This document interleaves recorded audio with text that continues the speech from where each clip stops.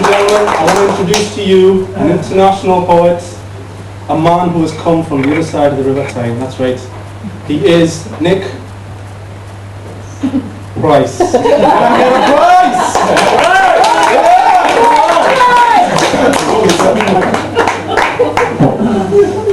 What you forgot to mention was I came on my own as well. So I'm very proud of that. When you think of being a poet, and perhaps many of you have had a bash at it, I don't know if you find, but I find that I want to write about certain things, but there's something called the muse. And I don't know if it's a he or a she, but it's an it, and it's a nasty thing because it won't let you write about what you want to write about, and then you have to find something that you can write about. So I had dreams when I was young, which is a while ago, about being a great love poet. One, because it would be good poetry, but secondly, because you might get real love out of it, and that was definitely worth doing. But life being what it is, that wasn't going to happen, because my love poems were pants, and they would have had a complete opposite of the intended effect if I'd ever tried them in the situation in which I sort of fantasised about it. So I was sitting one day trying to work out what I was going to write about, and I thought, well, this is not working. Write about where you are. And I was living in a place called Riverside Dean then, except it was called Courtyard Bar, which is 13 blocks of flats in Newcastle.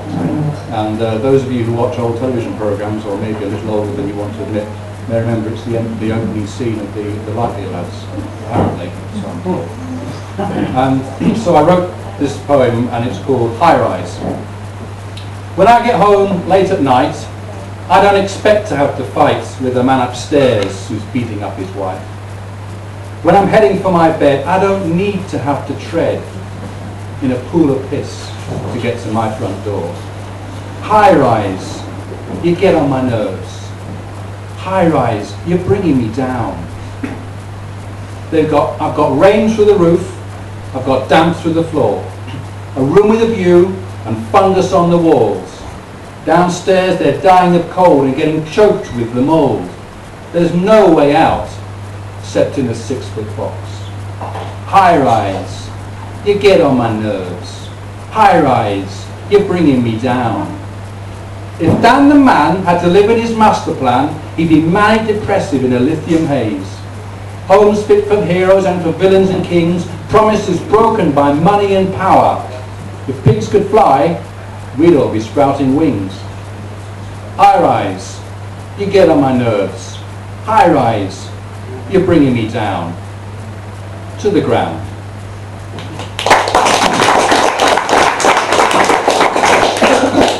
Thank you very much. I still like to try and write about love, but that doesn't work very often very well. And it's much easier to write about when love goes wrong than it is to write about when love goes right. Funny thing, life.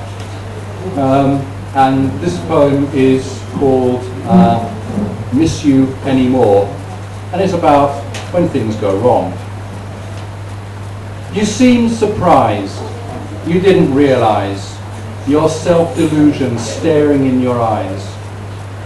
Did you think it was okay to beat my head in every day, to tear my heart out step by step by step? I couldn't help you. I couldn't get to you. The mother of all walls you built around so very tall. And in the night, I felt your coldness in my bones. Your back against me, your spirit so alone. And in your sadness, I showed you my despair, my brittle anger fouling up the air. I can't miss you anymore. Bella prima donna, mama in a watchtower. If I did it all again, I'd take the power in my hands. I wouldn't buy your victim. I wouldn't buy your smouldering rage. I wouldn't carry all your past and build myself into your cage. I'd keep my head up, hang on to my pride, fight the fear that I might hurt you if I showed you what's inside. And in the night, I feel your coldness in my spine, your heart set against me, your anger so alive. I escape this madness, and I know, babe, I can't miss you anymore.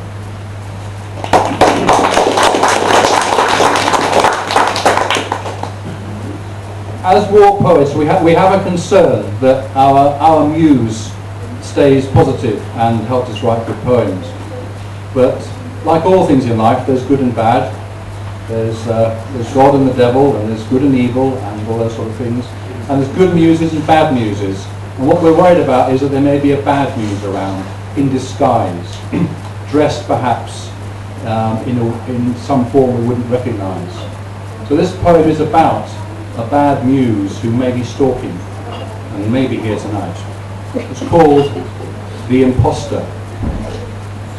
There's a filler on the loose. What? Poly? Or form?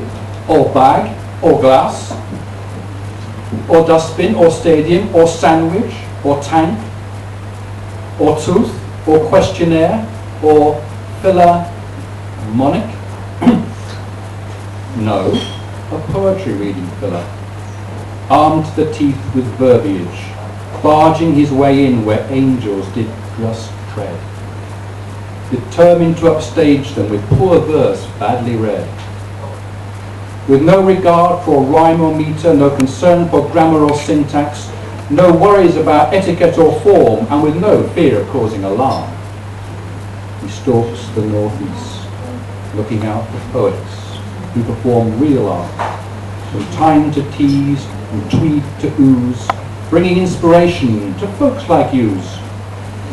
He'll impose himself in the crevices, the gaps between their readings, blurting out his shriveled riddle, immune to all their pleadings. For the imposter is a great pretender, his gall, his nerve, no boundary, no ender. His nerve so worse he needn't rehearse, on his cheek and front you can depend her. So as I stand here on the banks of time, striving hard to make this rhyme, I say to all of you here in this room, beware the imposter, for he's a charlatan.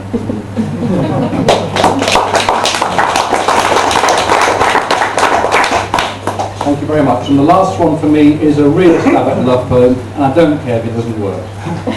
It's called Burnt Orange. She wore burnt orange, fire against her jet black hair, smoulder across her deep black skin, hugging cloth drawn round her form, drawing down my eyes, drawing out my breath. I couldn't retain the word she spoke, where she said she was going, where she said she'd been. I could only stare at her voice, listen to her smile, drown in her eyes. She wore burnt orange, and I was in flames.